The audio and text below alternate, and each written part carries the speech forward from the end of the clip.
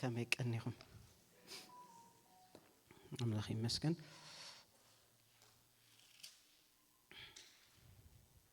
حرك فلي كان ببيتها نجميرنا يازلنا شو تقلينا كنجمرينا ما تشن عند خفت لنا تسلايد إبراويان معرف 4 10 حمشن زلو ساعة شدشة ما بقسينا حسابي زحلف السوم نستمهرنا يونعو كنبوبو دقيم بزي حاتياتسي بخلو 5 خامانا اتفتنا ينبر بدخامنا كدنقصلنا زي كل اللي كانت يبلنا نمو بسمايات زحلفه ابي لي كان يسوس ود املاح كابز هلونا مئماننا نصنع سلازي محرت كنقبل بغزي صباباو نريدنا زخون صقا خنركب بتبعات نابزفان صقا نقرب ابزلنا يخينا نصلينا ቅዱስን ብሩኽን ህያውን ዝኾንካ እግዚአብሔር አቦና ነመስግነካ አለና ሎሚ ንዓና ትብሎ ነገር ስለዘሎ ጎይታ ነመስግነካ አለና እግዚአብሔር በዘይ ዕላማ በዘይ ምክንያት ሎሚ አብዚ አታከምና ነሞ እግዚአብሔር አቦ ሎሚ ሐሳብካን ፈአድካን ሎሚ ሀብን አናዓና ክትገልጽ ስለዝመፈተኻ እግዚአብሔር አቦ ነዚ ነገራት እዚ እግዚአብሔር ነዚ ግዜ እዚ እግዚአብሔር ስለዘዳነካልና ነመስግነካ አለና ጎይታ ኢየሱስ ንስኻቤና ካብዝ ቦታ እዚ ክበር ንስኻ ምንጪ ሰላምና ምንጪ ሓጎስና ንህይወትና ዝቀየርካ ኢየሱስ ካፍቲ ጸልማት መንግስት ዓለም ዘውጻኸና ናፍታ ፍቅር ወድኻ በክርስቶስ ኢየሱስ እትኻና አቦ ነመስግነካ አለና ንሕና ሎሚ ዝደሓና ህዝቢ ስለዝኾንና ካብቲ መዓት ዘምለጥና ህዝቢ ስለዝኾንና እግዚአብሔር አቦ ነመስግነካ አለና ሕጂውን እግዚአብሔር አቦ አምዝራብና ንስኻ ምሳና ክትከውን ጎይታ ይጽልልኹ ኢየሱስ ከአልነትካ አምላኽነትካ ከህንነትካ ስለና ዘለካ አገልግሎታ ውሽጥና ዝነገር እዚ ጎይታ ክሰርጽ ካብ ዘለና ካብ ዝነበረና ካብ ነገራት ኩሉ ኢየሱስ ንስኻ በህይወትና ከም ትበልጽ ብሉጽ ሙኻንካ እግዚአብሔር አቦ እዚ ኣብ ህይወትና ጎይታ ኣብ ልብና እዚ ነገር ዝጥራሕ ክስማዕ ጎይታ እዚ ክርዳአና እሞ ኣብኻ ዘላትና እምነት ኩሉ ግዜ ክትጸንዕ እግዚአብሔር አቦ ክትረዳአና ንጽሊ ብሽም ኢየሱስ አሜን اوكي سو اذا حلف بزعبا نايت بلوي كيدان كننت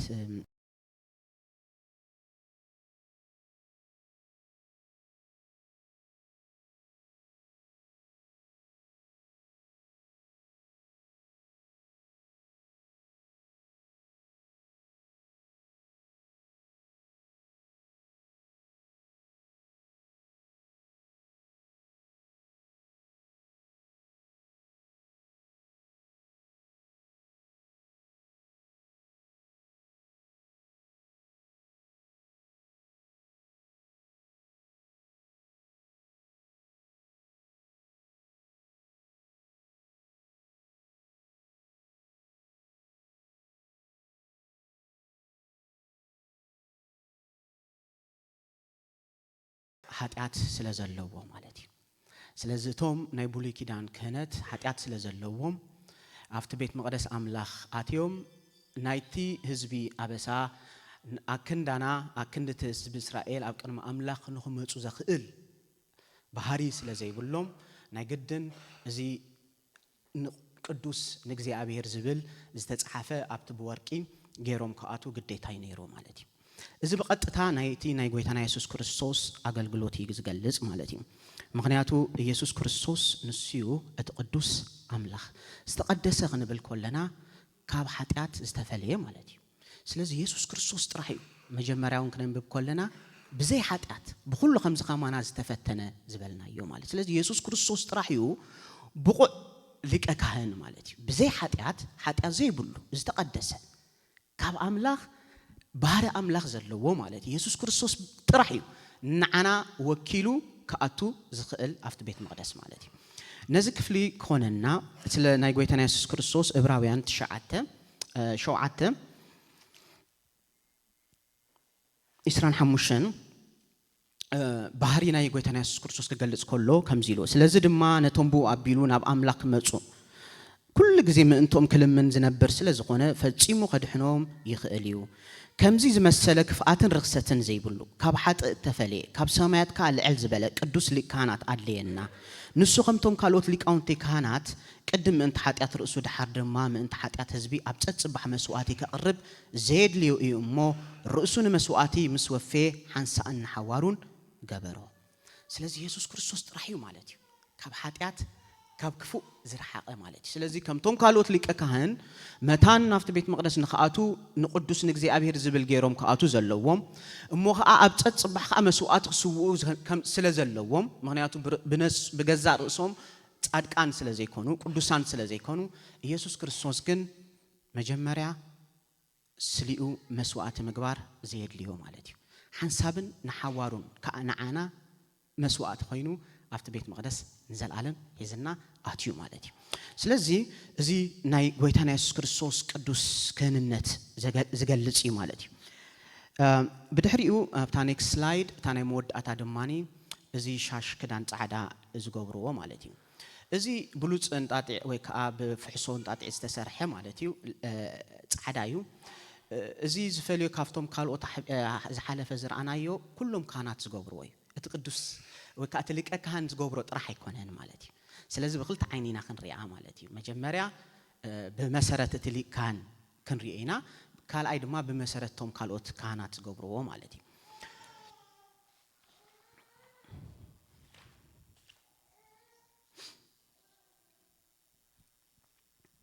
እቲ ካብ ብሉጽ እንጣጢዕ ቀሚሽ ዝተሰርሐ ማለት እዩ እንታይ ዝበሃል መዕጠቂ ከዓ ይግበረሉ እዩ ከገልግሉ ከለው ማለት ምክንያቱ ትخدانهم ከገልግሉ ከለው ከእንቅፎም ማለት እዚ ከዓ ድልውነት ነታ አገልግሎት ንጎይታ ኢየሱስ ክርስቶስ ወይ ካና አምላኽ ከገልግሉሉ ኣብ ዝወጽሉ ዝነበሩ ግዜ ድልውነቶም ፈቃዶም ብወላ ሓደ ነገር ከተጣላለፉ መገልጋሎም ዝገልጽ እዩ ማለት እዩ ቆኻ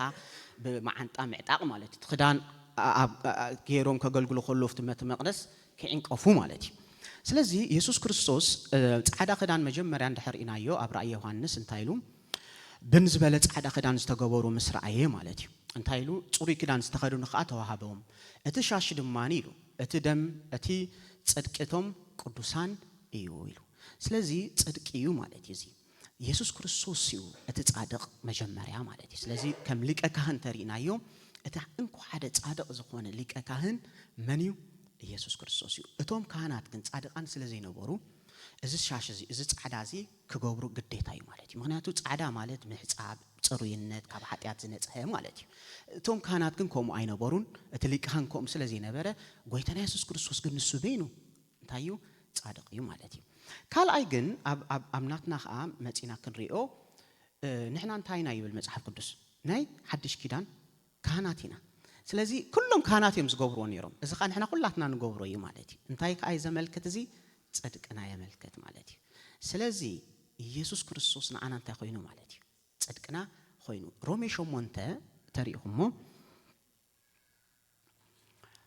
ነቶም ሕርያት ኣምላኽሲ ዝኸሶም መን እዩ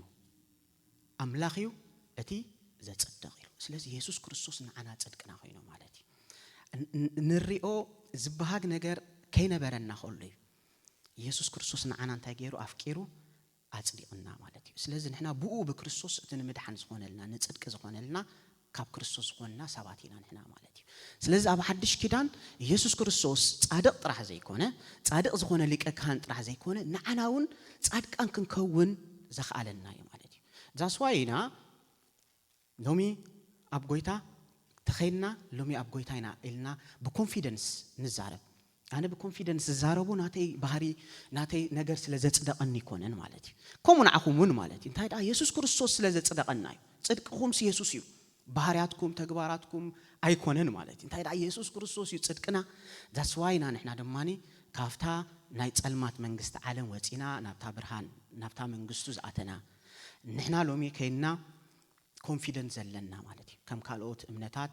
አይ ዶንት ኖ ንብሎ ነገር የብልናን ማለት ምክንያቱ ኢየሱስ ንዓና ጽድቅና እዩ ድሕና ኢና ማለት እዩ ስለዚህ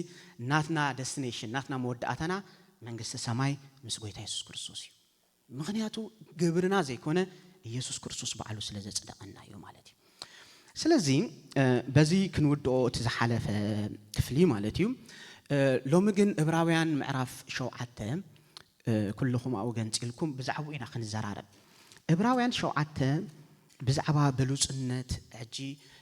نايلك أكهننت نايقويتنا يسوع كريستوس مس ناي بولي كيدان أنتاتيرنا تمثاليتيو إلنا إنا خنزرارب تانينا كأننا حجيجن بلوصنت نايقويتنا يسوع كريستوس كهننتو إنا كنري مالتي إبراويان معرف شوعته كنبوبو مو كمززبلي أتي ملكة صديق نقول سالم كهن لعل أملاخ نأبراهام نتوم نجسس سيرو كملس كله تقبلوا مو زبارخو أبراهام دماغ هب كله عشر زم قلوق قدام ما يترجموا سمون نسو صدقي ده حركة نقول سالم مالت نقول سلام أيو بزي أبو بزي عدة بزي كتر ولدو مجمرتا معلتات ويمود أتاهي ود زي بلو جناخن ود أملاخ تمثيلون حوارو كهن كوينو ينبر على ስለዚህ እትመጀመሪያ ክፍሊ ናይ ዕብራውያን ምዕራፍ 7 ቀድሚ ብሉጽነት ናይ ጎይታና ኢየሱስ ክርስቶስ ምዝራቡ ሓደ ኣዝዩ ኣገዳሲ ዝኾነ ኣርእስቲ ኣልዒሉ ስለ መልከ ጸደቅ ዝብል ሓሳብ ኣምጪዩ መልከ ጸደቅ ዝብል እሱ ተምሳሌት ናይ ልዑል ኣምላኽ ካህን ናይ ጎይታና ኢየሱስ ክርስቶስ እዩ ኢልዩ ዝገልጸልና ዘሎ ማለት እዩ ንምንታይ እዩ ዝገልጾ ዘሎ ድሓር ክንርኢና መጀመርያ ግን من يوم الكتادق زبل حسابي ملكتادق استفلالي بوتا بزح زين رغبويو ازي واحد بوتا استقسيو ازي ابز فتره معرف 14 ان رغبويو ملكتادق ገለገለ ሰባት ክሪስቶፋኒ ብልዎ ክሪስቶፋኒ ማለት ኢየሱስ ክርስቶስ አብሉይ ኪዳን ሰብ ክሪኦ ብዝኽእል መንገድ ፎርም ይግለጽ ነይሩ ስለዚህ ኮሙ እዩ ይብሉ ማለት እዩ ንኣብነት ኢየሱስ ክርስቶስ ንአብርሃም በቶም ሰለስተ ኮይኑ ተገሊጹ ምሽ ሳራ ከምዛ ዓመት ዝትወልድ ኮለ ክብላ ኮሎ ያዕቆብ ምስ መላእክት ተባይሱ ይብል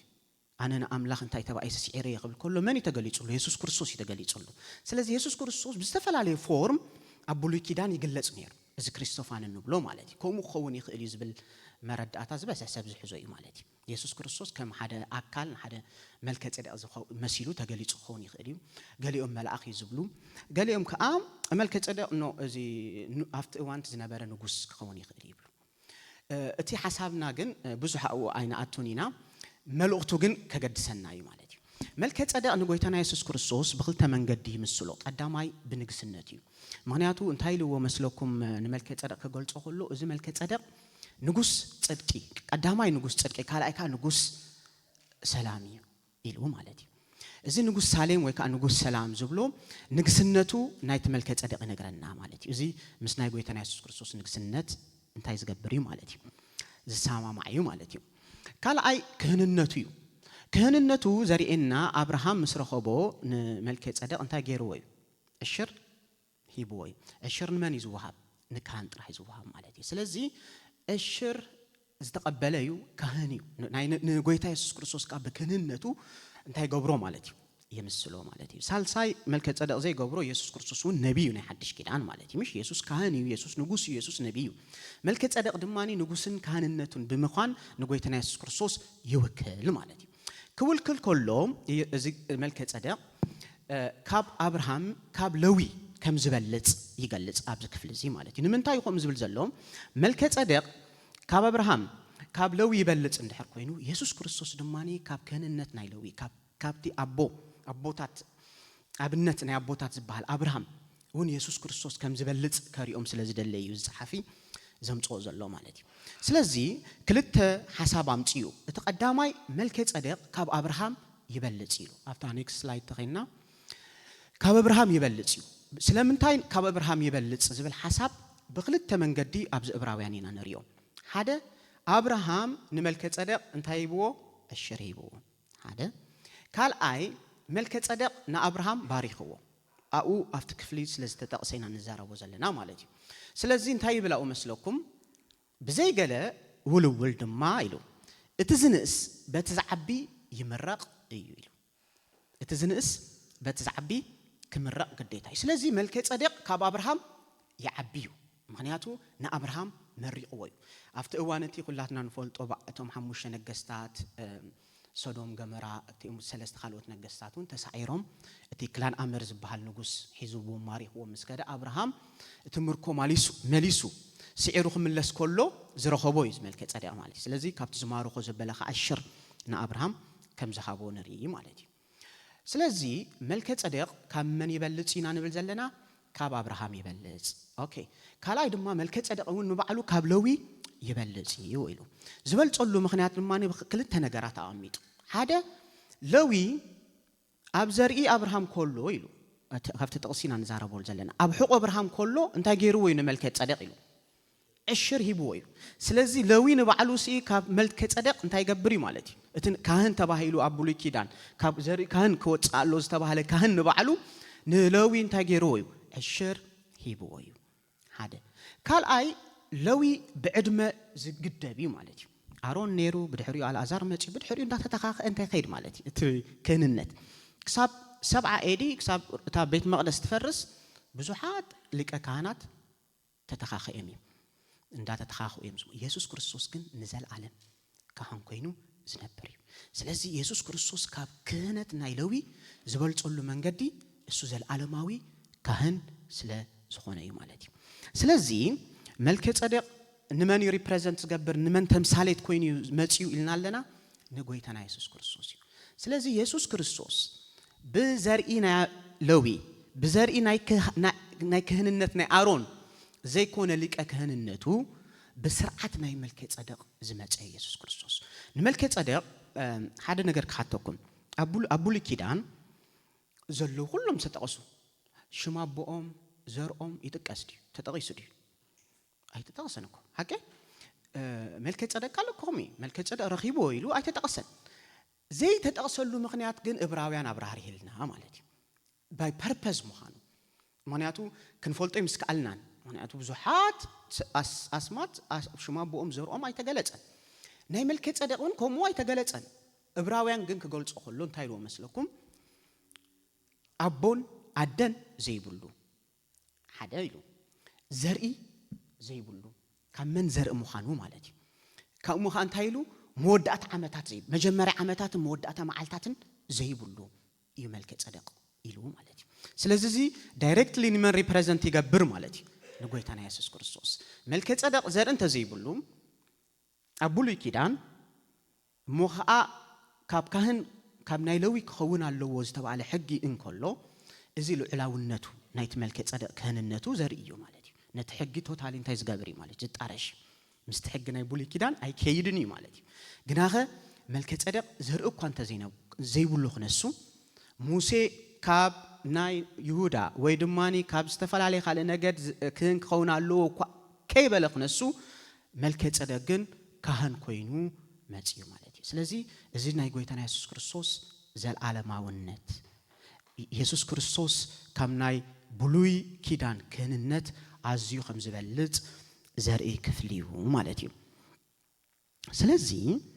ነዚ ተይልና ኢየሱስ ክርስቶስ ካብ ዘርኢ መልከ ጸደቅ ዝመጸ እዩ ተይልና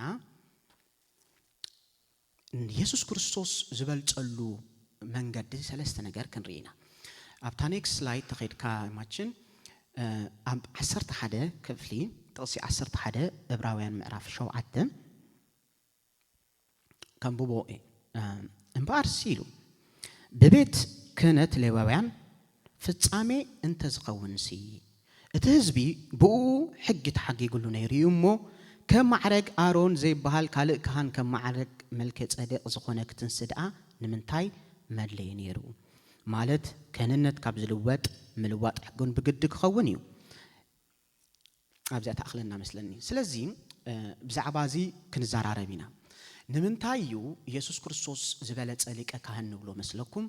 ኢየሱስ ክርስቶስ ንሱ ጥራሕ በይኒ ብቁዕ ንዓና ከድሕን ዝኽእል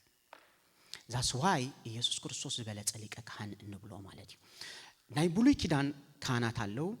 ናይ ሓድሽ ኪዳን ካህን ከዓ ሊቀ ካህንና ኢየሱስ ኣለው ማለት እዩ ስለዚህ ኢየሱስ ባክ አጌን after ሓንቲ ንመለስ ያ ስለዚህ እዚ ክነንብቦ ዝጸናሕና ናይ ብሉይ ኪዳን ካህን ፈጺሙ ንሰባት ከድሕን ኣይተኻለን ሰባት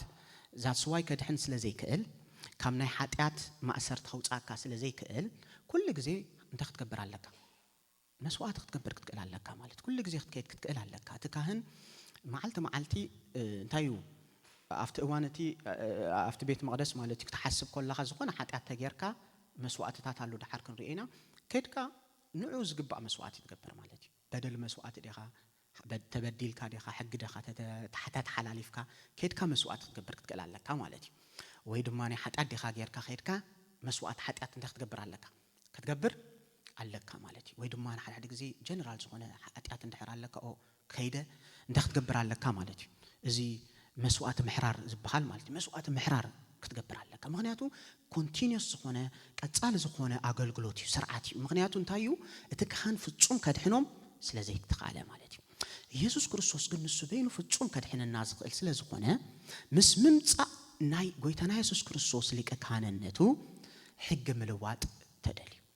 እንታይ ኢሉ መስለኩም ስለዚህ በእምነት ምእንት ክንጸድቅ ኢሉ ናብ ክርስቶስ ከጻሐና እቲ ሕጊ ቀጻዒና ኮይኑ መጽ ስለዚህ ሕጊ መጀመሪያ ጎይታውን ክሰርዖ ከሎ ሕጊ ንኣምላኽ ንኸሪኤና ኃጢአተኛታት ሙኻና ፈሊጥና ጽድቅ ከምዘልየና ፈሊጥና ኢየሱስ ክርስቶስ ከምዘልየና ፈሊጥና ናብ ጎይታ ክንመጽ ዝተወሃበ ደአምበር ኢየሱስ ክርስቶስ እግዚአብሔርን ሕግ ክቦም ከሎ ነቲ ሕግ ተሐሊኹም ኩሉ 100% ተሐሊኹም ክትጸድቁም ዝብል ሐሳቡን አይነበሮን እቲ ሕግ ማለት እዩ ምክንያቱ በሕጊ ዝጸድቅ ከምዘየለ ፍሉጥ ማለት እዩ ስለዚህ ሕጊ ንዓና ቀጻዒና ደአምበር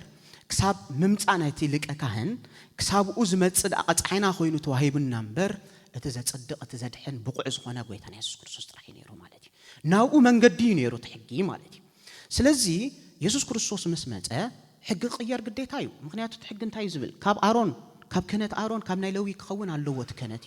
يسوع كريستوس كاب نغد يودايو اجي اي كونني مالتي ስለዚህ ኢየሱስ ክርስቶስ ምስምም ጻና ጎይታና ኢየሱስ ክርስቶስ ደሓደል ክርኤና ሓድሽ ኪዳን ከመጽ ግዴታዩ ማለት እዩ ሓድሽ ስርዓት ከመጽ ግዴታዩ ምክንያቱ እቲ ብሉይ ስርዓት ኣይከይድን እዩ ማለት እዩ ምስ ናይ ሊቀ ክህንነት ናይ ጎይታና ኢየሱስ ክርስቶስ አገልግሎት ኣይከይድን እዩ ስለዚህ ሓድሽ ስርዓት ክትስእ ግዴታዩ ማለት እዩ ስለዚህ ኣብ ገላትያ ተሪእናዮ ስለ ሕጊ ክዛረብ ከሎ ሕጊ ኣብ አይሁድ ቀደም ሓደ ሰብ ክሳብ 14 ዓመት ዝገብር ንሽተይ ወራሲ ኮነሱ ከም ወራሲ አይመላለስኒ እንታይ ዳ ዝቀጽዕ ኣለዎ ሰብ ዘአልዩ ትምህርት ዝወስዶ ቢኢዱ ሒዙ ዝመልሶ ደቅስ ብላዕ ቁርሲ ብላዕ ዝተዝብሎ ማለት እዩ ወራሲ ኮነሱ ከም ወራሲ ግን አይመላለስኒ ምክንያቱ ክሳብ እንታይ ዝኸውን ማለት እዩ ዝዓቢ ነብስ ክሳብ ዝመልስ ክሳብ 14 ዝበጽሕ ማለት እዩ ልክ ከምኡ ሕጊ ድማ ንዓና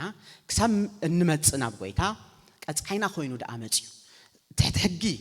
ኮይና መጽና ደአምበር ኢየሱስ ክርስቶስ ምስ መጸግን ጽድቅ ብኡ ረኺብና that's why ንሕና ድሕሪ ሕጂ ተጸጋምበር ትሕት ሕጊ ኣይኮናን ዝብል መጽሐፍ ቅዱስ ማለት እዩ ስለዚህ ኢየሱስ ክርስቶስ ብፍጹም ከድሕነና ዝኽእል እሞ ኣነ ሓንሳብን ሓዋሮን መስዋዕት ገይሩ ተደጋጋሚ ዝኾነ መስዋዕት መስዋዕውን ዘየድልየና ኢየሱስ ክርስቶስ ንዓና እንታይ ኮይኑ ማለት እዩ ካብ ናይ ኃጢአት ዕዳ እንታይ ገይሩና አውጪና ማለት እዩ ስለዚህ ናይ ብሉጽነት ናይ ጎይታና ኢየሱስ ክርስቶስ ኢና ነርኢ ዘለና ሒዝናዮ ዘለና ኢየሱስ እትነምልኾ ኢየሱስ ንኽተሎ ኢየሱስ ብሉጽ ምዃኑ ካብ ካልእ ዝበለጸ ምዃኑ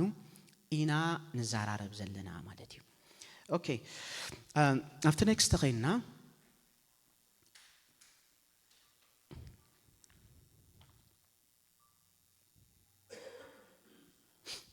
باك حنتي نفت حنتي اوكي تملس اوكي نفت حنتي ايش قال بفصم كدحننا زقليو ازليك كاهن اتكالا اي كاني ازليك كاهن ወይ ድማ ናይ ጎይታና ኢየሱስ ክርስቶስ ካህንነት ናብ ፍጹም ዝኾነ ሕብረት ምስ አቦ ይእቲና ማለት እዩ ስለዚህ ሎሚ ሕብረት ምስ አምላኽ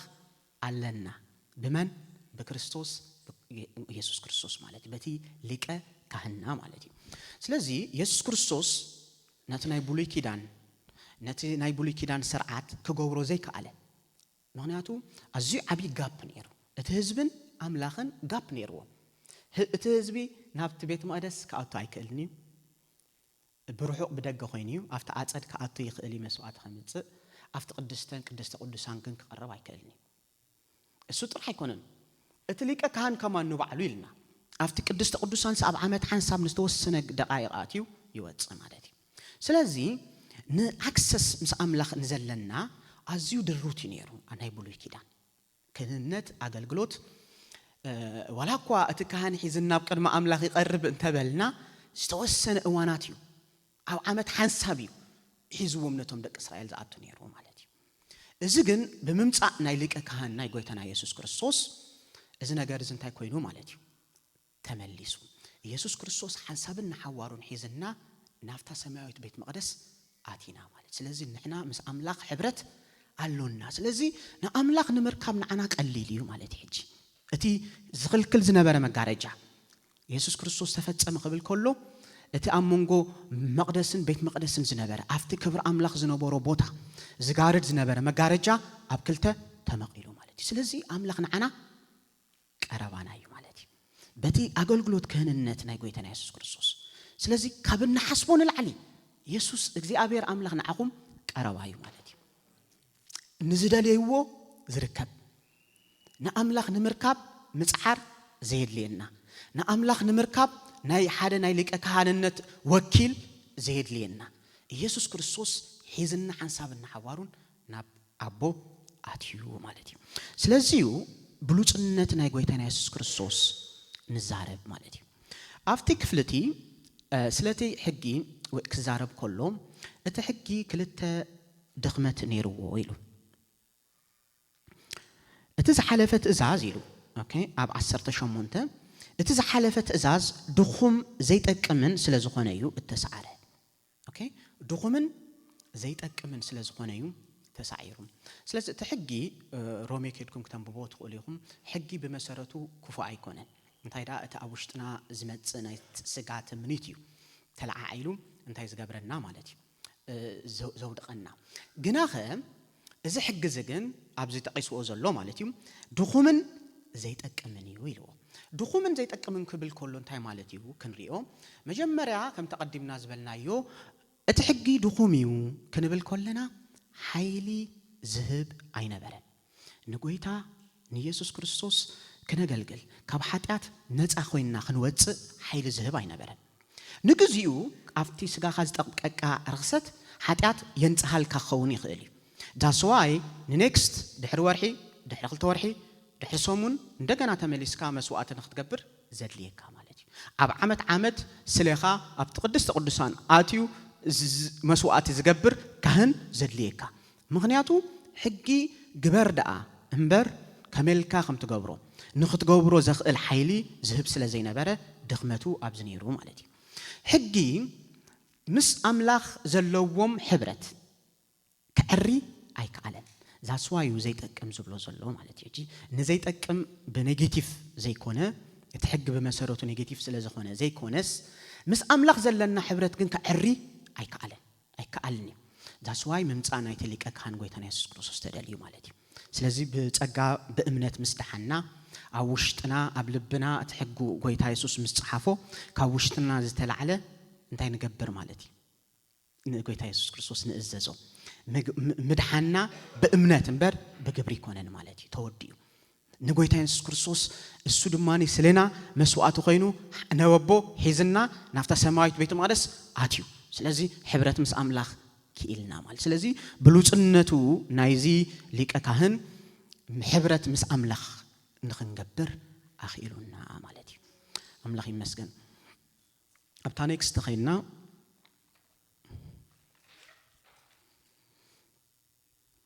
سلازي أتي حبرت مس أملاخ علنا كنبل كلنا حدا حساب جنالو انتي مسلكم حبرت مس أملاخ حيزنا آتيو كنبل كلنا يسوس عندنا مئتاو عيد ليناني انتي حنسابن حوارون يتينايو كأتصالي زخونة حبرت مس أملاخ علنا مالتي سلازي كل جزء بكريستوس تتأمقكم زبلكم بكريستوس لبسكم وأمه بأمنة بيسوس كريستوس كلاتكم ولود أملاخ يقوم سلازي زي حبرت زي كم ناي جزائن جزؤن زي كونه كم أبون ولدن سلازي حبرت مس أملاخ مجبارنا ترى زي كونه اتمس أملاخ حبرت كلون نازخ على من قدون كم أبون كم ولودن سلازي كلاتكم أبزلهم تسحتوني يقوم مالتي نحنا بوجرنا أبا أنبلولو መንፈስ ወልድነት ተቀቢልና ክብል ኮሎ ልክ ሓደ ውሉድ ከም ምስ አብኡ ዘለዎ ጥብቂ ዝኾነ ሕብረት ምስ አምላኽ ክንገብር ክኢልና ማለት እዩ ስለዚ በኢየሱስ ክርስቶስ ኩሉ ግዜ ቀጻሊ ዝኾነ ሕብረት ምስ አምላኽ አለና ማለት እዩ ዕብራውያን 4:16 እንታይ ብል መስለኩም ዘንበብናያ ምሕረት ምን ትንቅበል ኢሉ በጊዜ ጻባውን ሬድና ዝኾን ጸጋ ክንረክብሲ ብትብዓት ናብ ዙፋን ጸጋ ንቅረብ ኢሉ ብትብዓት ናብ ዙፋን ጸጋ ንቅረብ ዝብል ሐሳብ ንዘይ ቀረበ ኩሉ ግዜ ቀርብ ኣለዎ ዘይኮነ ኦፕን ዩ እቲ መንገድና ኩሉ ግዜ ማለት እዩ ምስ አምላኽ ዘለና አክሰስ ክፉት እዩ ናፍቲ ዙፋን አምላኽ ክንቀርብ ኩሉ ግዜ ንኽእሊና ማለት እዩ ዝድርተና ዝግድበና እቲ ከልካል መጋረጃ በክርስቶስ ኢየሱስ ተኾይኑ ማለት እዩ ተቀንጢጡልና እዩ ማለት እዩ ስለዚ ቀጻሊ ናፍቲ ክብሪ ናፍቲ ህልውና አምላኽ ንምእታው አክሰስ በክርስቶስ ኢየሱስ አለና ማለት እዩ እቲ ዕዳና ተኸፊሉ ከልካሊ ተቀዲዱ ማለት እዩ አምላኽ ይመስገን ኦኬ እቲ ሳልሳይ ብሉጽነት ከህንነት ናይ ጌታና ኢየሱስ ክርስቶስ ድማኒ after next slide ዘለዓለማዊ ካን በክርስቶስ በመሐላ አምላኽ ዝቆመ እዚ ኣብ ገዛ ሪፈር ገበርዎ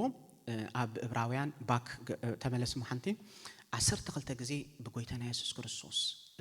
ዝሐሸ ዝበልጽ እዩ ዝተዛረበ እዩ ማለት አርእስትና ኢየሱስ ክርስቶስ ዝበለጸ ሊቀ ካህን እዩ ስለዚ ካብ አርእስትና ንኸይንወጽእ ግን በክርስቶስ ኢየሱስ ዝኾነልና ዝበለጸ ነገር አውሎ ከተንብቦ ትኽእሉ ኢኹም ማለት እዩ ኢየሱስ ክርስቶስ ናብ ዝበለጸ ነገር ከም ዘእተወና ኢየሱስ ዝበለጸ ከም ምዃኑ ኣብ ህይወትና ካብ ነገራት ኩሉ ቀዳምነት እንመርጾ ኾውን ዘለዎ ኢየሱስ ምዃኑ ዘርእዩ ማለት እዩ አሞድአታውን ጥቅልል ክነብሎ ኢና ተሐሳብ አፕሊኬሽን ኣብ ህይወትና ከመይ እዩ ክኸውን ዝብል ማለት እዩ ስለዚ እዚ ንኣኹም ኣብ ገዛም በቦ ኣብ ኔክስት እቲ ክህንነት ኢየሱስ ክርስቶስ ድማ ዘለዓለማዊ ኦኬ ዘለዓለማዊ ምዃኑ ኣዝዩ ወሳኒ እዩ ድሓር ክንርኢና ማለት እዩ ግናኸ እንታይ ይብል ኣብ መዝሙር ዳዊት ስለ መልከ ጸደቅ ተጠቂሱሎ እንታይ ኢሉ መልከ ጸደቅ እግዚአብሔር ንስኻ ከም ስርዓት መልከ ጸደቅ ኢየሱስ ክርስቶስ ብስርዓት መልከ ጸደቅ ዝመጸ ኢልና ነርና ንዘለዓለም ካህን ኢኻ ኢሉ መሐለ ኣይጣሕስንካ ኢሉ ኦኬ ስለዚ ክልተ ኣዝዩ ዓቢ ሓሳቢና ነርኢ ቀዳማይ ክህንነት ናይ ጌታና ኢየሱስ ክርስቶስ ዘለዓለማዊ ዝቀያየር ኣይኮነን ማለት እዩ it's guaranteed እዩ ምክንያቱ ቀደም እቲ ካህን አሮን የገልግል አሮን ድኽመት ኣለዎ ሪኳየርመንት ውን ኣሎ እቲ ሪኳየርመንት ውን ዕድመለዎ ክህንነት ናይ ሊቀ ክህነት ምክንያቱ ከገልግል ስለ ዘለዎ አረጊት ከሆነ አይከልኒ ክትካለዎ ግዴታ በዕድመ በሞት ዝተደረቱ እዮም ነይሮም ተም ሊቀ ካህናት ማለት እዩ ቅየር ይኽእል ስለዚ ሎሚ ዘሳገረካ ሊቀ ካህን ዘገልግለካ ዝነበረ ዝርዳአልካ ዝነበረ ከይድ ይኽእል ካልእ ክመጽእ ይኽእል ማለት እዩ እቲ ካልእ ከዓ ከምኡ እዩ ከገልግል ማለት እዩ ናይ ጌታና ኢየሱስ ክርስቶስ ግን ከምኡ ኣይኮነን ንዘለዓለም ካህን ክኸውን አምላኽ በመሐላ አምላኽ ዝጸንዐ ምዃኑ ዝነገር ማለት እዩ አምላኽ ኢየሱስ ክርስቶስ ቃል በቃሉ እንታይ ማለት ኢየሱስ ክርስቶስ ንዘለዓለም ካህን ምዃኑ ዘይቅየር ምዃኑ አምላኽ በዓሉ በመሐልኡ ዘጽንዖ እዩ ናይ ሊቀ ክህነት ናይ ጌታና ኢየሱስ ክርስቶስ ስለዚ ኢየሱስ ክርስቶስ ኣብ ሰማይ ኮይኑ ኣብ አቦ ስለና ይማልድ ስለና ይቃትት ክንብል ኮለና ኃጢአት ክንገብር ኮለና ኢየሱስ ክርስቶስ አክንዴና ኮይኑ ይራኣየልና ክንደክም ኮለና ኢየሱስ ክርስቶስ ኣብ ቅድመ አምላኽ ይራኣየልና ኃይሊ ይህበና ስለና ይማጎተልና ክንብል ኮለና እዚ አገልግሎት እዚ ቀጻሊ አገልግሎት ምዃኑ እዩ ዝነገር ማለት እዩ ስለዚ ናይ ጌታና ኢየሱስ ክርስቶስ ክህንነት ዘለዓለማዊ ዋሕስና እዩ ማለት እዩ ስለዚ ሎሚ ክትከዱ ከለኹም ክትነብሩ ከለኹም ህይወትኩም ጉዕዞ ኣብ ጉዕዞ ናይ ናብራ እንቀጽልኩም ክትከዱ ከለኹም እዚ ነገር ምሕሳብ ኃይሊ ይኾነና እዩ ማለት እዩ እዚ ነገር እዚ ክንሐስብ ኮለና ኣብ እምነት ንምጽናዕ ይኾነና ምክንያቱ ዘይገድፍ ዘይሐድግ ኩሉ ግዜ ዘለዓለማዊ ዝኾነ አገልግሎት ዘለዎ ኢየሱስ ክርስቶስ ክህንነት ከም ዘለኩም ክትሐስቡ ከለኹም ኣብ እምነትኩም ክትጸንዑ يخلقكم مالتي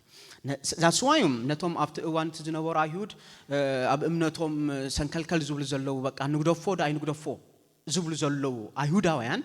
إذا تصحف لهم زلوا كن النتكم أتي كن من لسوين أتبلو زلهم كن النت بجزيز تدرتنا لك كان النت كم أبوت زغل قارت زغل ኢየሱስ ክርስቶስ ግን ተዘላለም ዝኾነ ካህን እዩ ስለዚህ ካብዝ ሞናቤኩም ክትከዱ ከምቲ ጴጥሮስ ካባኻ ሞናቤክን ከይዲና ዝበሎ ንስኻ ናይ ዘላለም ሕይወት ቃል ኣለካ ዝበሎ ማለት እዩ እዚ ምፍላጥ ተዕድልቲ እዩ ናይ ጎይታና ኢየሱስ ክርስቶስ ብሉጽነት ኣብ ሕይወትና በክርስቶስ ኢየሱስ ተገበረልና ብሉጻት ነገራት ምጽብጻብ ካብ ናይ ዝምድራዊ ነገር ጥራሕ ውጽእ ኢልና ናይ ጎይታ ምዃንና ምፍላጥ ምጽብጻብና እዚ ብሉጽነት እዩ እዚ ተዕድልቲ እዩ ኣብ ሓደ ሕይወት ክርስቲያን ማለት እዩ ስለዚህ ኩሉ ግዜ እዚ ክድብስስ የብሉ እዚ ኣብ ሕይወት ክርስቲያንና እንዳተጓዓዝኩም እንዳነበርኩም ከለኹም ብሉጽነት ናይ ጎይታና ኢየሱስ ክርስቶስ እስኹም ናይ ጎይታ ምዃንኩም ክድምሰስ የብሉ ብጎይታ ዝረኸብኩምዎ ነገር ዋጋ ዕዳጋ ክትእትዎ የብልኩምን ማለት ኩሉ ግዜ ኣብ እምሮኹም ኣብ ልብኹም እዚ ኣብ ቤትኩም ብድሙቕ ክጽሓፍ ዘለዎ እዩ ማለት ኢየሱስ ክርስቶስ ዝበለጽ ምዃኑ እቲ ተሓስቦ ከምና ይሁዳውያን ሽዕፍቲ እዋንቲ ክንመለስዋ ካዘይን ሓስብ ክንከውን ንኽእል ኢና ግን ንኢየሱስ ክርስቶስ ከይንጎየሉ ንኢየሱስ ክርስቶስ ንኸይንነብረሉ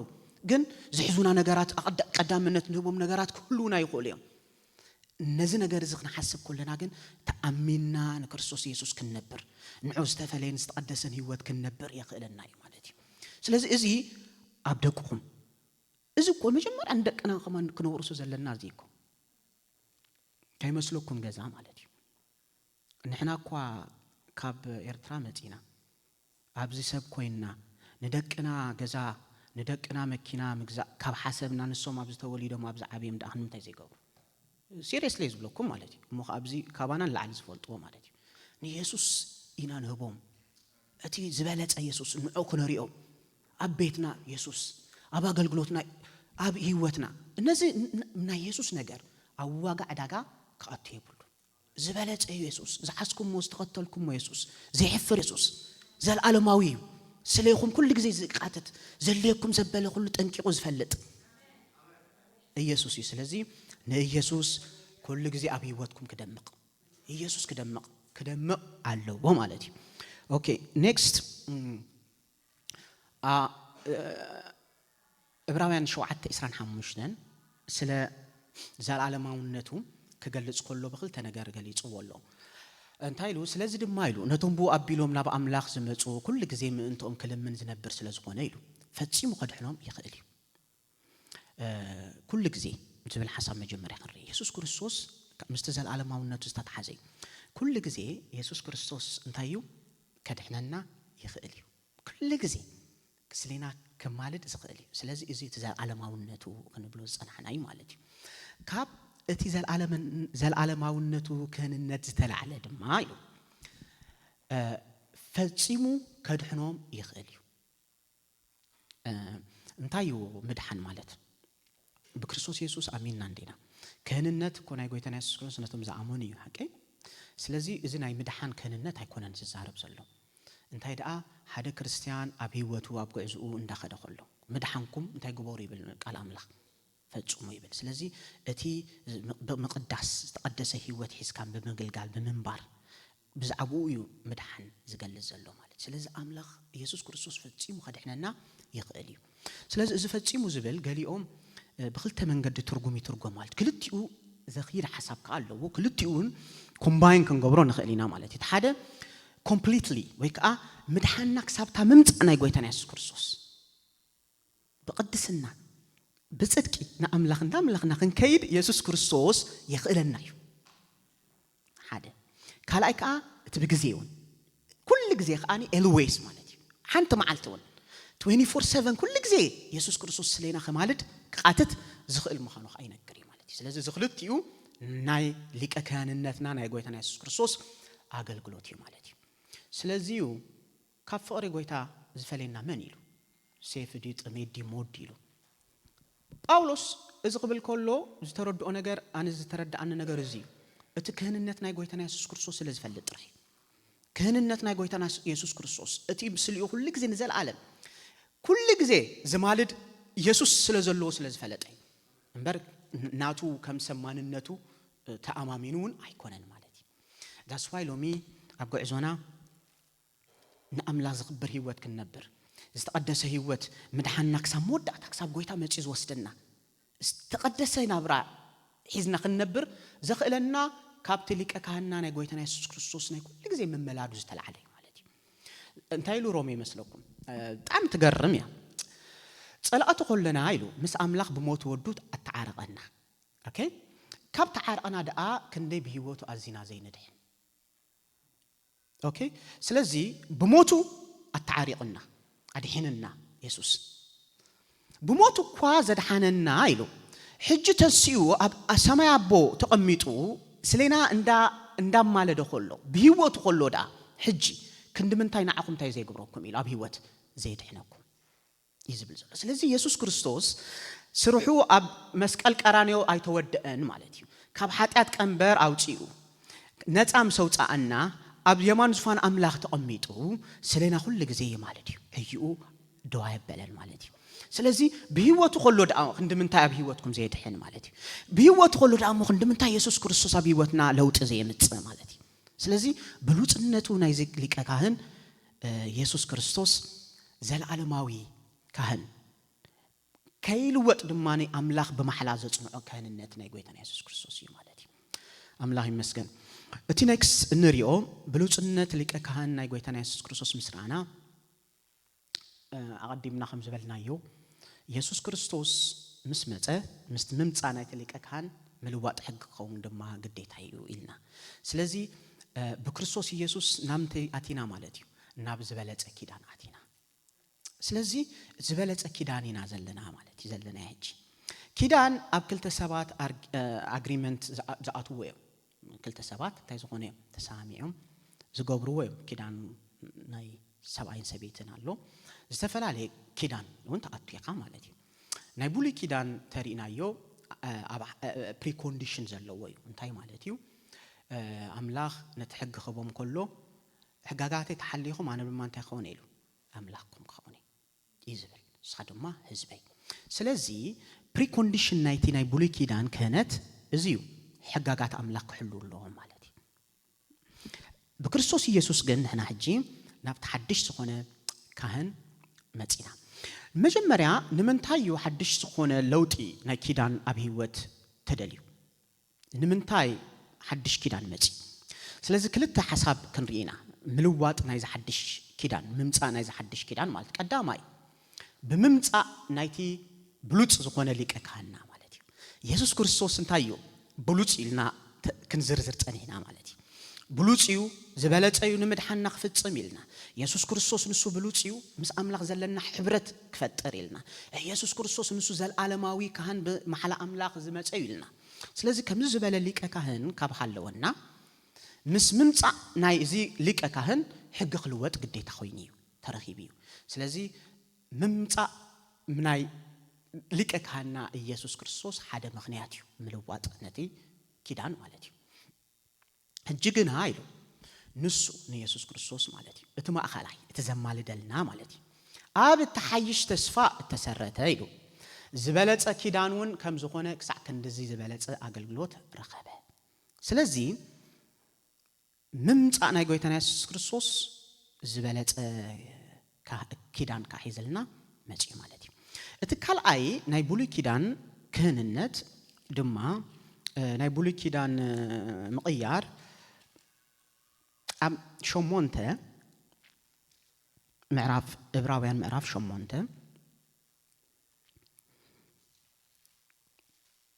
كمبوبي أب شوعة تزلوا مالتي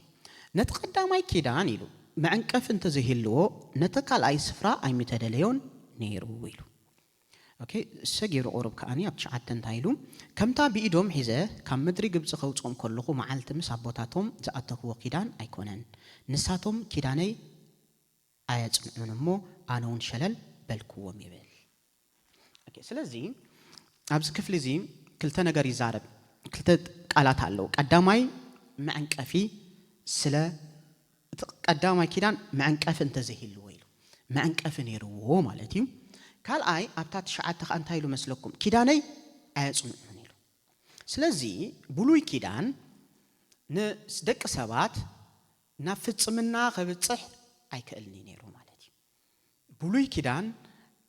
ንዕኦም ነዞም ህዝቢ እስራኤል ጸኒዖም ኣብ አምላክ ከጸንዑን እንታይ ያገበረን ማለት እዩ አይካለን ኮሙ ዘኽእል ኃይሊ አይነበሩን ማለት እዩ that's why حدش ዝኾነ ለውጢ ናይ ኪዳን ክመጽእ በክርስቶስ ኢየሱስ ተደልዩ ኢየሱስ ክርስቶስ ብሉጽ ስለ ዝኾነ ኪዳን ለዊጥዎ እቲ ናይ ብሉይ ኪዳን ከአንሱ አብቆውን ስለዚህ ነበረ ንአምላክ ከቅረበና ብቁ አይነበረን ኃጢአትና እቅረ ክብለልና ካብ ኃጢአትና ህንጻና ብቁ ስለዚህ ነበረ እንታ ኮይኖ ማለት እዩ ናፍጽምና ከምጻአና ምሕንቀፍ ስለዚህ ነበሮ እዚ ኪዳን እዚ በክርስቶስ ኢየሱስ ክለወጥ ግዴታ ኮይኑ ማለት እዩ ሶ አፍተር ኔክስት እንደሐርከይና ብሉጽነት ናይ እዚ ኪዳን ምዝ ኪዳን ዝመጸና ፓኬጅስ ተስፋታት ግን አዝዩ ዝገርም እዩ ማለት እዩ ስለዚህ ተስፋታት ናይቲ ኪዳንና بمسرت شمونت إبراويان عسرت خلت زلوا إنا كنريو مالتي بزوح كنت أقسن خلينا جاست بتاع معرف بتاع إبراويان نزار عرب سلا زلنا كي جفحنا بزعب إن كن نزار عربينا مالتي اتقدامي نايوشت لوتي أبزي كيدان قدامي يستجبر لوتي نايوشت لوتي تخيلوا نايوشت لوت انتاي مالتيو أبتا عسرت تايلان تايلو مسلكم دحرتن معالتات تياتن مس بيت إسرائيل زقاتغو كيدان زيلو نحقاقاتي أب حسابهم كأتوي أب لبومون كتصحفيلو سلازيك أدم اتبولي كيدان اتحقي أمتاي تتصحفينيرو أب تصلات أب ناي موسى تصلات أب نازهابو تتصحفينيرو إذن أب بولي كيدان جن إذا حقاقات زي أب أمروم كأتو أب لبوم دما تصحفيلو مالتي سلازي قدم أبولي كيدان دقاوي سرعاتيو نيرو مالتيو ويدما جبر أي تجبريو تجديدهم زقبرو وزنبوري مالتي كجبرو وسلزلوا بومي زقبرو نيرو مالتي أبولي كيدان جن أكيد تنجبرو زلنا كمان توسيريو يسوع كريستوس كزارب كله وسيروا يا كمان أتى عجبا السرار حقوق تلويت بدقاوي زمت حق زي كونه كاوشت زتلع على حقي تحقي أوشت لبنا تعيفوا زين تاي مالتي مسلكم كاوشت لبنا زتلع على كاوشتنا زتدرخه إينا نقول تعالوا مين قلقلو نأززو مالتي كاوشت لبنا فتينا وشتنا تنكيفنا يسوع تنكيفنا وشتنا تماريخنا له إينا نقلقلون يسوع مالتي اسكي حتىكم مجمرا نقول تاخن متقول لنا تقمريهم ديهم متيهم السونا ينحسبني نانيرنا مش لبنا تنكيفنا تما عالتي أذكروهم يسوع كرسوس كو تنكيفنا أب يسوع أنا حجس حسبني ره إن زغدالو خلوه تصحفه خلوه سي أوكي نعشتون كون خلينا في كورس ولا لب ولا مس جبرنا قل يسوع كسعبه خلوه سي زن كركبي زلني ولا نزل عالم هيوت كأتوه إلونا يكون كنا دنو كوم أي متعلي بقى وش تتنكيفون يسوع سعيبه كلهم برجتين النتي بخوم خمس متأخم مالتي تنكيفكم يسوع هذا ما علت تراغيبكم لبكم رتيعوا كاب وفقاتكم دليلكم يسوع صعبكم يا سلازي أبزلوا على ممتعكم بس حكت جبروا تقولوا نجار كله كن فاتيهم ماتيهم قبل بكم سنة قديهم كماتيهم nobody foresees زخت موت مالتكم سلازي نكيدان نحدش كيدان سرعات كوشت يزبقس يوم مالتي ريهم يسوع كريستوس نزي سرعات زي كيروا مالتي عوشتنا اتحقوا صيفوا مالتي كوشتنا تدرقنا كوشتنا تماريخنا هنا يسوع نسعبوا مالتي اتي خالق حبرة مس أملاخي بزح أبزي أين تفقينا تزاراري من اللينا انتهى يبل أنا أملاخهم كونين ساتهم دم هزبي كونون يوم يبل ترى حبزي إشتي حنت هايلايت كجبرة مالتي ناي بولي كيدان سرعتون كم زينيرو أملاخهم كون ساتهم دم هزبو كونو نتي حققن تايتجيرهم ما مالتي جيرهم ما مالتي سلازين كاب حجزت عليهم اتنا بنت النايتي ام حزبن እግዚአብሔር አምላክነቱን ህዝብ መሆኑ ምንሲ ካብ ሕጊ ተመሰረት ዝገበረይ ማለት እዩ ሎሚ እግዚአብሔር ከመቦና ወይ ከም አምላክና ንሕና ከም ህዝቡ ክንብል ኮለና በጸጋ አምላክ በምህረት አምላክ ዝተመስረተ ሕብረት እዩ ማለት እዩ that is the big difference ቀደም በስርዓት በግበር አይተግበር እዩ ሎሚ ግን بتأجان بمحرتن استخفت حبرة مس أملاخ مسبو علونا مالتي قال ملو يقريتاي ما تشم زي نقولاتنا ክንምስክረሉ ንኽእል እዩ ማለት እዩ ዓመጾም ከመሕርየሞ ንኃጢአቶም ድሕሪ ዝኣይ ክዝክሮን ኢሉ እዚ ብክርስቶስ ኢየሱስ ዝተገበረልና ስርየት ኃጢአት እዩ ኢየሱስ ክርስቶስ ኃጢአትና እንታይ ከም ዝገበሮ ማለት እዩ ከም ዝደምሰሶ ዝተፈላለዩ ቦታ ዝነበርና እንኮን ንኽእል ኢና ታሪኽና ተገንፂሉ ክንሪኦ ከለና ወረገ ገለገለሲ እዚኦም ተስፋ የብሎምን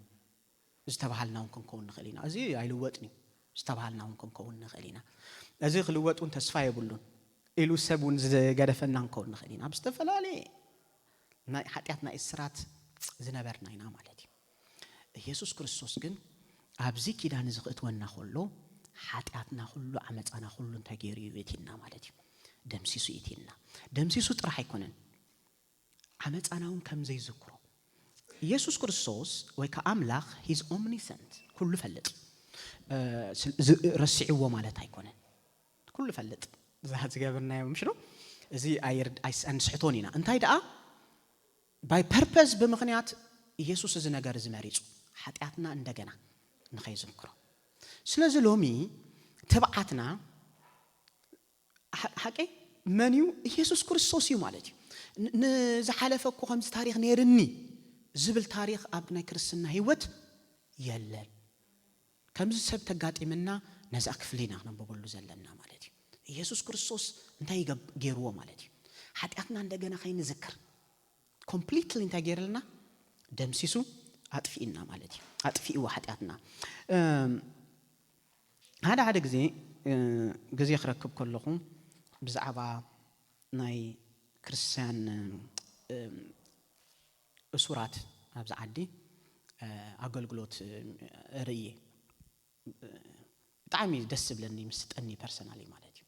ክሪሚናልስ እዮም ቀተልቲ ዝገበርዎ እንታይ ምኽብለኩም እዩ ማለት እዩ ሓደ ጊዜ ክትዛረቡን ዘይትኽእል ማለት እዩ እዚኦም ናይ ድራግ ክፉኣት ዝበሃሉ ዝምድሪዮም ኣብቲ እስር ቤት እሙኻ ተስፋ ዘይብሎም ኢንሜት ዴይዝ ሮው ኢንሜት ዝበሃሉ ወይ ከዓ ንኽመውቱ ገሊኦም ዝተፈረዶም ገሊኦም ኣብ ፍርዲ ዘለው ዝፅበዩ ዘለው እዮም ክርስቲያና እዚ ኣብ እስር ቤት ዘለው ማለት እዩ ሕጂ ናይ እስር ቤት ከዓ ፓስተርስ ኣለው ዘገልግሉ ጎይታ ይባርኩም ከም ሚኒስትሪ ዝዓዩ ኣለው ኣብ እሱራት ከይዶም ዘገልግሉ ማለት እዩ ስለዚ ነዚኦም ታሪኽ በኢየሱስ ክርስቶስ ምስ መጽኦም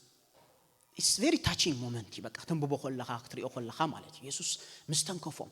እዚኦም ሰባት እዚኦም ዝምስክርዎ ኢየሱስ ምስ ተንከፎም ኢየሱስ ምስ በጽሖም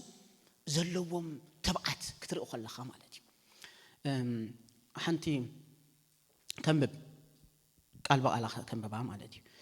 I remember crying out in the name of Jesus it was like 1,000 pounds fell off my back God says you are no longer a murderer you are a conqueror ኢሉ ሓደ መስኪሮ ማለት እዩ እዚ ኣሞድኣታ ክሞት ከለዉ ክልተ ነገር ይባሃሉ ደስ ብሎ መግብን ላስት ስቴትመንትን ካ ይባሃሉ ማለት እዩ ምስተፈላለዩ ሞት ክፍረዱ ከለዉ ማለት እዩ እሶም ንጎይታ ኣሚኖም ዝተቀበሉ after final statement ዝዛረቡ ተብዓቶም ክትሪኦ ከለኹም ክተንብቡ ከለኹም ኢየሱስ ክርስቶስ እቲ ዝሓለፈ ታሪኾም ከም ዝደምሰሶ they are no more እሶም ቀተልቲ ከም ዘይኮኑ ታሪኾም ኢየሱስ ከም ዝለወጡ ደብሓቂ ዝብለኩም ማለት እዩ ኩላትና ኢየሱስ ታሪኽና ለዊጡ ዘምጻና ሰባቲና ማለት እዩ ዘለዎም ተብዓት ዘለዎም ምስክርነት ኢየሱስ ክርስቶስ ይለውጥ ምኻኑ ኃጢአትና ደምሲሱ ጥራሕ ዘይኮነሲ ንኸይን ዝክሮ ማለት እዩ እዚኦም ሰባት እዚኦም በቃ ኃጢአቶም ኣይዝክሩን እዮም ኢየሱስ ክሳብ ክንድኡ ተብዓትና እዩ ማለት እዩ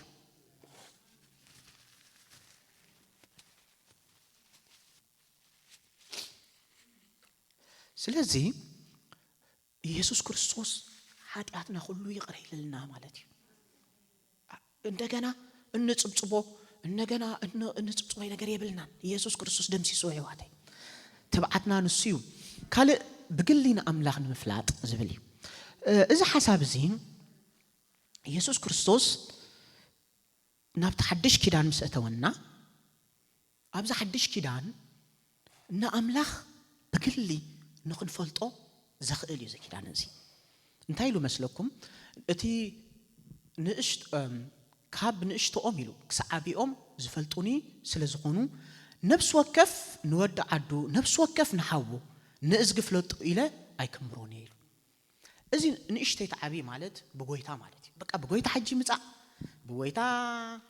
عمت كبر تمرتي عيدلني وما يكون نزبل زلو مالتي different concept سلا تمرتي وما يكون نزارب زلو تمرتي اللي نامبر زمورو دا انتاي دا نأملخ نخد فلط أوجن سبعي اللي كاني سبعي اللي كمني عجز لنا يوم مالتي يسوس إذا نجارس كفيتو أبز كيدان زي أبز حدش كيدان زي أبولي كيدان نأملخ نمفلات كبيديو تأتوت قرباي تقلني خا لو مجن بكريستوس يسوس نأملك نفلطو كيلنا نأملك نفلطو مالت يفعلاليو مصحف كتم ببتقوليهم سبك نغربكم يخيليو بحر أملاخ كمزيو السو مفلات زي كونه experiential زونه ويكا تبكروي لو نفلتت أملاخ محارم مخانو نفلطو سلستا محرنا مالتي سلازي أملاخ محاري ومبال ليناني استمرتي دلني ما كون كنزبل زلو غنا أملاخ جن كمحر أبيوتنا سلز نريو مالتي أبز حدش كيدان أملاخ كساجر سلتريو أبز حدش كيدان يسوع كريستوس أب حدش سخونة كيدان نأملاخ نفلت الله كيدان ائتنا مالتي أملاخ يمسكن سلزي إذا تصفقات زي علنا أفت حدش كيدان تا مود أتا نا من كاليتي next يسوع كريستوس دماني أبز بلت مقدس عاديو أوكي بيت مقدس next أبا كيدمو حنتي باك حنت خيد no نقدر ميت أوكي يا خير بيت مقدس أملاخ just visualize نخون إليس إمبل أمثلكم زلوا خبز مالتي جن تازد ليا تقصي إسران حموشن أبزت ساعات معرف شمون تزلا نمجمع جزء زتوهاب كوهاب كله بيت مقدس إنتايلو مثلكم أما أكلهم من تخنبر دما مقدس يكبروا لي أوكي زيت علاماتي ناي بيت مقدس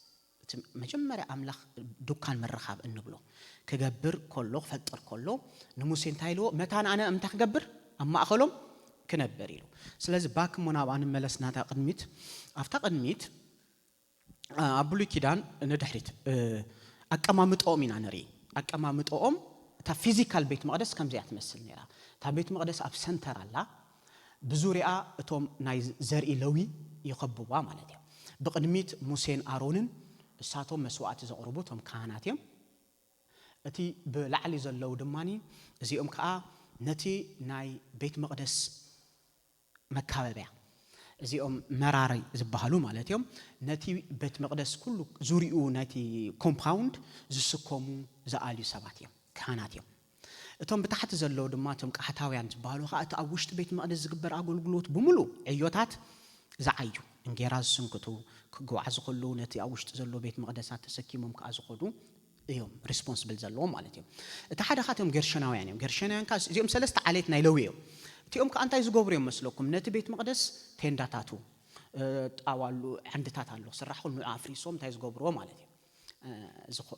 زعليوا مالتهم سلست فيزيكال بيت مقدس أمونغو توم إسرائيلاويان كأخم تريوهم يهودا سفر يهودا نبلو يهودا بنمبر عبس لزغوني سفر يهودا زبال نمبر توم سلسته نجدات اللو إفريم بتحد سايد روبيل كأبتحتي بالعلق أنا جدان تباهيلهم توم نجدات بخمسي يوم الصفر نيرهم مالتي of course دحر زي نجارزي بيت مقدس مستسرح أما أبكرن موريا تسريحة هدليني نيرو تادو كان مرخاب جن نيرها مالتي أوشتي next تخيلنا إذا دماني تاوشت بيت مقدس كم زي مثل تأف دقة إسراء أمد أتو مسبلكا أتي مسوي خاطركب قدامي بدحريو تجبرا ماي بيدوم زحت صابولي خاطركب مالتي إذا إيريا تأتصد النبلو كل سبزعاتو مالتي مسوات تجبر كله بدحريو نافتا بيت مقدس يأتو تقدس تبحال مالتي سلزي أب إبراويان معرف تشعت هنا خنزارب بزعبازي إبراويان كجلس كله بسمين صدق أنجرا تمزل لا يجلس مالتي بسمين صدق بالعلي بدوب بدماني مانوراوي كا تي كنديل አሎ በታ መጋረጃ ሳይድ ማኒ እቲ ናይ ዕጣን መስዋዕት አለው ማለት እዩ ስለዚህ አብዚ ኤቭሪ ዴይ ዴይሊ ቶም ካህናት ያአቱን አብዘ ማለት እዩ እዩኦም ካ ሁሉ ጊዜ አብዚ ዘካሄድ አብዚ የካይዱ እትሊቀ ካህን ይመጽ ነዚ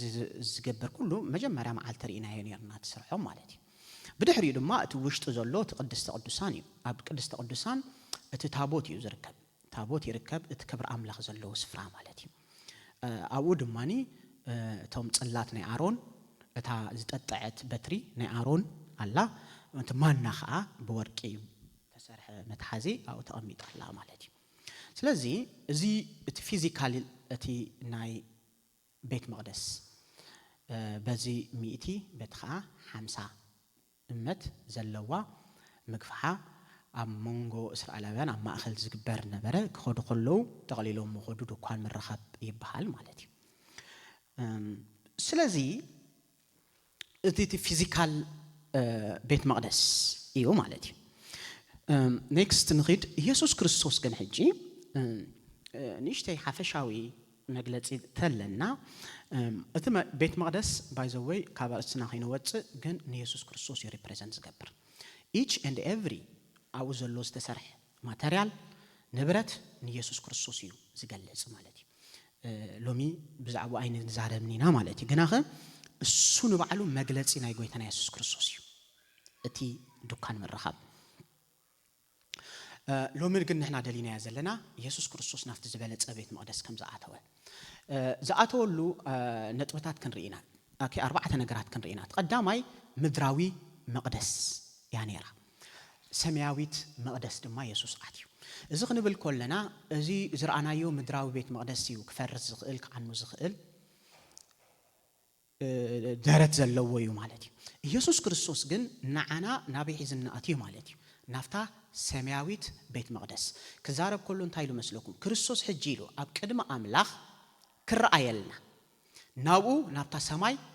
ኣተወ ኢሉ ስለዚህ ንዓይን ንዓኹም መታን ክረአየልና ንዓይን ንዓኹም መታን ከማልደልና ኢየሱስ ክርስቶስ ናፍታ ምድራዊት ዘይኮነ ታ ምድራዊት ነት ናይ ሰማያዊ መግለጺት ተምሳሌት ዳእምበር እቲ ሐቀኛ ቤት መቅደስ ኣብ ሰማይ ዘላ ኢየሱስ ክርስቶስ ናብኡ ሒዝና ኣትዩ ማለት እዩ ስለዚህ ባላ በታሪክ እንተሪናዮ እኮ እዚ ቤት መቅደስ አምላኽ ፈሪሱ ቆይ ሐቀ ባቢሎን ታገረም ማለት ፍሪሶም ቆይ ፍሪሶም ደረት ዘለዎ ማለት ባቢሎን ፈሪሱ ደሓር ምርኮ መጽዮም ሜዶን ፐርሺያን መጽዩ ተሰሪሑ ሄሮዶስ መጽዩ ብዝጸብቀ መንገድ ሰሪሕዎ ብዝበለጸ አግፍሑ ከማን ማለት ግን ስቲል ደረት ነርዎ ማለት ከይቀጸለ ኣብ 7 ኤዲ ሮማውያን ታገረም completely free some ማለት እዩ from that moment ካብ 7 ኤዲ ጀሚሩ ቤት መቅደስ የለን እንታይ ማለት እዩ አይሱሙንም መስዋዕት የለን ደውይል ሎክ ሳይጅ ማለት ካብ 7 ኤዲ ጀሚሩ ስለዚህ ደረትነት ዘለዎ እዩ ምድራዊት ያ እዚያ ሰማያዊት ግን ደረትነት ዘይብላ ማለት እዩ ዘይትፈርስ ቤት ኣብ ሰማይ ዘላ ኣብ ኢየሱስ ኣትዩ ማለት እዩ እቲ ካልኣይ ተምሳሌት እዩ እቲ ሐቀኛ ሰማያዊት ቤት መቅደስ አይ ኮነትን ንስሓ ማለት እዩ ኦኬ ኔክስት ንኺድ ውሱንነት ዘለዎ እዩ ነይሩ እቲ ቤት መቅደስ አምላኽ እግዚአብሔር ግን ኢየሱስ ክርስቶስ ግን ኩሉ ሰብ ብዘይ ገደብ ብዘይ ምኽልካል ዝኣትዎ ቤት መቅደስ ይእትና ማለት እዩ ከም ተቀዲመ ዝበልክዎ ተወሰነ ሰብ ዝኣትዎ ምእታውካ ኣዝዩ ውሱን ዝነበረ ቤት መቅደስ እዩ ነይሩ ኣብኣ ንኽትኣቱ ታሕስት ደልያ ዳእምበር ኣይተኣትዋን ኢኻ ማለት ካብ ዘርኢ ለዊ እንተዘይኮንካ ማለት ብደገ ኻት ኩሉ ነገር ተሰምዖ ማለት ሎሚ ግን ኢየሱስ ክርስቶስ ንኩሉ ዓሌት ንኩሉ ህዝቢ ንእስራኤላውያን ጥራውን ዘይኮነ ማለት ንኩላትና ሒዙና ናፍታ ሰማያዊት ቤት ኣትዩ ማለት ስለዚህ ናፍታ ሰማያዊት ቤት ምእታው ክኢልና በክርስቶስ ኢየሱስ ማለት ካልእ ከም ዝበልናዮ ግዝያዊ እዩ ነይሩ ዋላ አምላክ ሰርዖ ከሎ ኢሉ ግዝያዊ ሂቦም ነይሩ ኢየሱስ ክርስቶስ ግን ናፍታ ግዝያዊት ዘይኮነ ናፍታ ዘለዓለማውነት that's why ና ኢየሱስ ክርስቶስ ከህንነት ዘለዓለማውነት እዩ ከህንነቱ ዘለዓለማውነት እዩ እታ ቤት መቅደሱን ዘለዓለማውነት ያ ማለት እዩ ስለዚህ በጊዜ በቦታ ዘይተደረት ሮማውያን ዘፍርስዋ ዘይኮነ ማለት እዩ አምላክ ይመስገን ና ኔክስት ናይ ሞዳታ ዘይ አልጢፍና ሪና ክንወዲና ኢየሱስ ክርስቶስ ድማ ዝበለጸ መስዋዕቲ ገይሩ ዝበለጸ መስዋዕቲ በክርስቶስ ኢየሱስ ዕብራውያን 11 ሕጊ ጽላሎት ትዝመጽ ሰናይ ነገር ከለዎ ኢሉ መልክዕቲ ቁም ነገሩ ዘይኮነስ በትበብ ዓመት ሁሉ ዝስውዎ መስዋዕቲ ነቶም ዘቅርብዎ ከቶ ፍጹማት ከገብሮም አይካሎኒ ስለዚህ እቲ መስዋዕቲ በብመዓልተ ዋላኳ እንተ ገበርዎ ከቶ ፍጹም ከገብሮም አይከልኒ ነይሩ ማለት እዩ ስለዚህ አዝዩ ወሳኒ ዝኾነ ሓደ መስዋዕቲ ክግበር ኣለዎ ማለት እዩ ኢየሱስ ክርስቶስ ሓንሳብና ሓዋሩን መስዋዕቲ ኮይኑ ክሐልፍ ግዴታ እዩ ማለት እዩ እዚ ኦፕሽን ውን አይኮነን ግዴታ እዩ ነይሩ ካብዚ ባለ ኻምስ ቦሎ ጴጥሮስ ታይልዎ ካባኻ አይኮነን ሰይጣን ኢልዎ ማንያቱ እዚ መስዋዕቲ ዝካየድ ግዴታ እዩ ማንያቱ ናይ ብሉይ ኪዳን ፍጹም ክገብር አይክልኒ ስለዚህ እቲ ፍጹም ዝኾነ ኢየሱስ ክርስቶስ ሓንሳብና ሓዋሩን ደሞ አፍሲሱ መስዋዕቲ ክስውእ ግዴታ ስለ ዝኾነ ኢየሱስ ክርስቶስ መጽኡ ማለት እዩ ስለዚህ ፍጹም ዝኾነ መስዋዕቲ ስለይና ኢየሱስ ክርስቶስ ኣብ መስቀል ቀራንዮ ሞይቱ ማለት እዩ እዚ ድማኒ ዕዳና ኃጢአትና ሁሉ እንታይ ገይሩ ደምሲሱ ናፍታ ሰማያዊት ቤት ሒዝና አትዩ ማለት እዩ ስለዚህ እንታይ ብል መስለኩም ዕብራውያን ኢየሱስ ከአ ኢሉ እቲ ተሓጽበ ኢሉ ኣብ ዮሐንስ ሶሪ ኩሉ እንትኑ እንታዩ ንጹህ እዩሞ ብጀካ አጋሮም ሕጻብ አይድልዮን ኢሉ ንስኻትኩም ከአ ንጹሃን ኢኹም ግናኸ ኩላትኩም አይኮንኩምን ኢሉ ስለዚህ ኢየሱስ ክርስቶስ በደሙ እንታይ ገይርና ማለት እዩ አንጽዮና ማለት እዩ አፍታ ኔክስት ስላይድ ተኸድካ ኢና ኢየሱስ ክርስቶስ ኣብ ጸጽባሕ ዝበለጸ መስዋዕቲ ና ኢየሱስ ክርስቶስ ኣብ ጸጽባሕ መስዋዕቲ ዘየድልዮ ዝተፈላለየ መስዋዕት ክንገብር ዘየድልየና ሓንሳብና ሓዋሩን ብቁዕ ዝኾነ ኢየሱስ መስዋዕት ገይሩ ስለና ሓሊፉ ማለት እዩ ስለዚህ ሓንቲ መስዋዕት ኢየሱስ ገይሩ ናይ መወዳእታን ሓንትን ገይሩ የእቲና ማለት እዩ ብሉይ ኪዳን አፍታ መወዳእታ ስላይድ ከይና በዚያ ክንውድኢና ብሉይ ኪዳን ዝተፈላለየ መስዋዕት ነይሩ ኦኬ ዝገብርዎ ማለት እዩ ለዋውያን ምዕራፍ 7 ምዕራፍ 1 ክሳብ ምዕራፍ 6 እቶም ዝተፈላለየ መስዋዕት ይዝገልጽ ምዕራፍ 7 ግን ሳማራይዝ ገይሩ ጽቡቅ ገይሩ ገሊጽዋ ኣሎ እንታይ ኢሉ መስለኩም በትን ደቅ እስራኤል መስዋዕቲ ንእግዚአብሔር ኣብ በረኻ ሲና ከቅርቡ ዘአዘዘላ መዓልቲ እግዚአብሔር ንሙሴ ኣብ ከረን ሲና ዘአዘዞ ሕጊ ኢሉ ዝሐረር መስዋዕቲ መስዋዕት ብልዕን መስዋዕት ኃጢአትን መስዋዕት በደልን መስዋዕት መቅዳስን መስዋዕት ምስጋናን ኢሉ ስለዚህ 6 መስዋዕቲ ነይሩ ካፍቶም 6 እቲ መስዋዕት መቅዳስ ካህን ክሽየም ኮሎ ጥራሕ ዝግበር ክሽየም ኮሎ ዝግበር ስርዓት ስለ ዝኾነ እሱ ገዲፍና እቶም 5 ግን ቀጻሊ ዝግበሩ መስዋዕት እዮም ኣብ ብሉይ ኪዳን እዞም አይሁድ ማለት ዝገብሩ ወይ ስለዚህ እቲ ዝሐረር መስዋዕቲ ማለት ኩሉ ግዜ ኩሉቲ ዝመጸ እንታዩ ጎደሎ ዘይብሉ ማለት እዩ በጊዕምጹ ይሐረር ተቃጺሉ ይውዳእ ማለት ክሳብ ተቃጺሉ ዝውዳእ እቲ ካህን አይበልዕን እዩ ኩሉ ይመክህ ማለት እዩ እዚ ዘር እንታዩ መስለኩም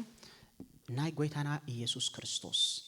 አገልግሎት ይዘርኢ እዩ ኢየሱስ ክርስቶስ ፍቃድ መን ክፍጽም መጽ ፍቃድ አቦዩ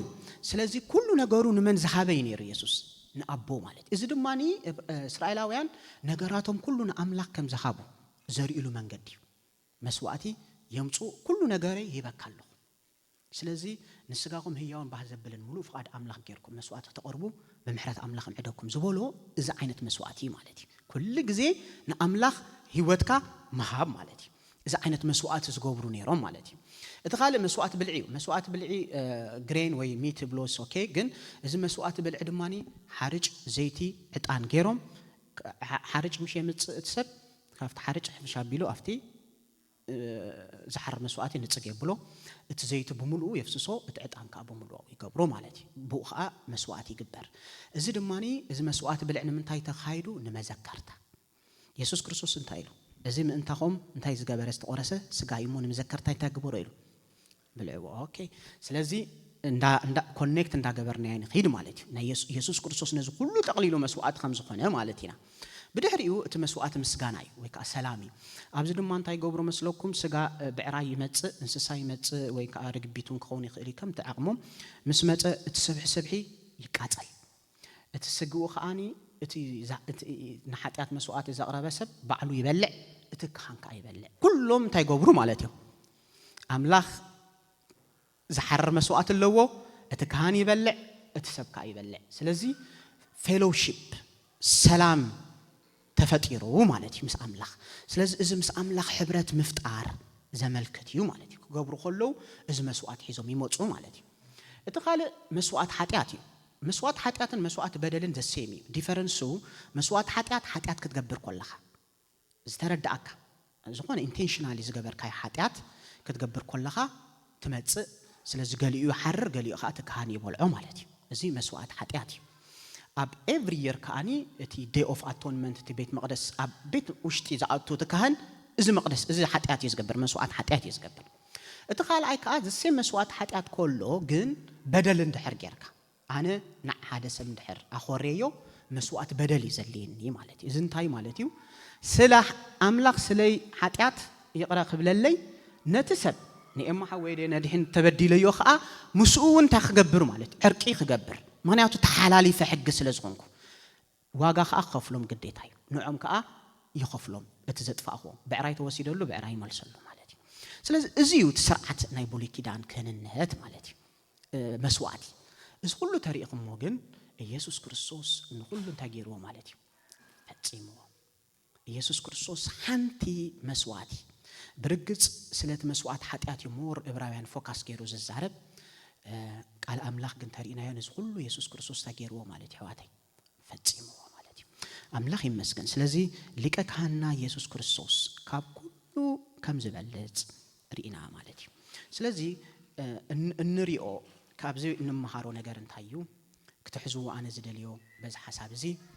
أتنختلو يسوع زبالت يسوع بواقع عداقين أتوه أم نجاراتنا كله قدامنا نزي يسوع نحبه كأوز بلت نجار يبلنا زمننا نسنتنا عدمنا نيسوع كريستوس نوجي يلو زبالت أن يسوع نحبه مسيو سحو جوسي كل جزين الزرارب طيب لني نسبسي زي أنا أملاخسي طروت حساب زوات سمو بقى شو أخجل جلك كاي نبالسي انتهيو بلني حيل خامس تودع عالم بقى سر راح يدخلني خا ودي خلخا مسبلتك شعون يسوع كقول قولي تبل مالتي كم حسبت لكم كيروح حجي مالتي إنه يسوع حجيو مش قلبتكم مش حيلكم كلكم مالتي سلزي إن يسوع كريستوس بق حيوات كلوانا قويت هيردعنا أملاخ يبارككم كابز اللو كله يسوعنا يبلت أملاخ يمسكن حبيرنا تصلينا خنودينا هاليلويا እግዚአብሔር ነመስገነክ አለና ኢየሱስ ተመስገን ንስኻ ነገራትና ሁሉ ይኸብ ዘለና ይሓፊልና ጸሊና ክንወዲና አምላኽ ይመስገን ኩሉ ዝኽእል አምላኽ ኢየሱስ ንሱ አምላኽና ሃሌሉያ ኢየሱስ ነመስገነክ አለና ስለና ዝሞትካ ኢየሱስ ዝበለጸ ሊቀ ካህንና በነገራትና ሁሉ በደኻምና ክትርዳአልና ትኽእል ኢየሱስ ሃሌሉያ በዝኸም ዝኻማና በሁሉ ኃጢአት ዝተፈተንካ ነገራትና ሁሉ ክትርዳአልና ትኽእል ሊቀ ካህን ኢየሱስ ነመስግነካ አለና مسبو حبرت كنجبر زخالكنا يسوع حتياتنا رزبل كالنا يسوع هاللويا كابنا يحق حتيات هوتيخاك زي أبي رابو أمنا يسرعت تجان محرتن زتخنا يسوع نمسكنا كالنا هاللويا بأخباهيب لنا بأخدسيب لنا يسوع نات كم خنا دسيب لنا هاللويا بأخان مكح يسوع تمكحتنا نسخايخا እግዚአብሔር ኢየሱስ ነዓኻን እመን ሃሌሉያ አብይወትና ነዓኻ እግዚአብሔር አቦን ግዛ ኢየሱስ በአኻ ዝተላዕለ ሃሌሉያ ምስ አምላኽ ሕብረት ክንገበር ከኤልና ሰላምና በአኻ ዝተላዕለ መልዩ ሰላምና በአኻ ዝተላዕለ እግዚአብሔር አቦ ጽቢቆ ሃሌሉያ ኢየሱስ ተመስገን ኢየሱስ ልዕል በል ሃሌሉያ ክቡር ኢየሱስ በነገር ሁሉ ቅዱስ ስምካ ይመስገን ተማሪሁ ልበይባኻ መስት ካዩ ወለይንስኻ ተማሪሁ لبي بها تمسيت له ونوي قلبي مساح إنه فتوي تبوئها اسكاي تبار نزر آيكا عاكا كما باغروز رسن أسرا